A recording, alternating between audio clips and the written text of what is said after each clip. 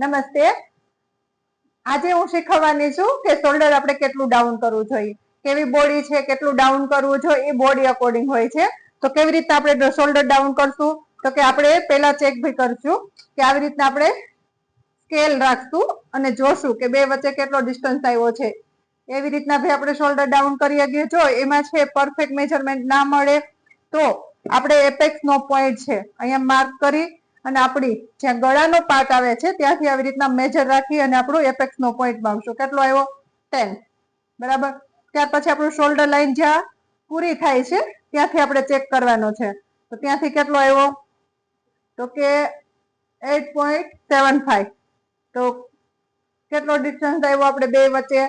જે આપણો ડિસ્ટન્સ આવ્યો છે બે વચ્ચે કેટલો આવ્યો કે 8.75 અને આપણે 10. તો બે વચ્ચે કેટલો આવ્યો? 1.25. એ આપણું શોલ્ડર ડાઉન છે. એવી રીતના આપણું એમાં શોલ્ડર ડાઉન નું મેજરમેન્ટ નીકળે છે.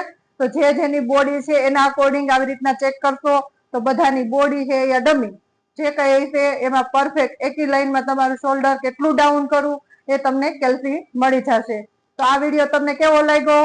અને અમારી ટ્રીપ્સ આવી નવી નવી જોતા રહેજો અને લાઈક શેર અને ફોલો કરતા રહેજો.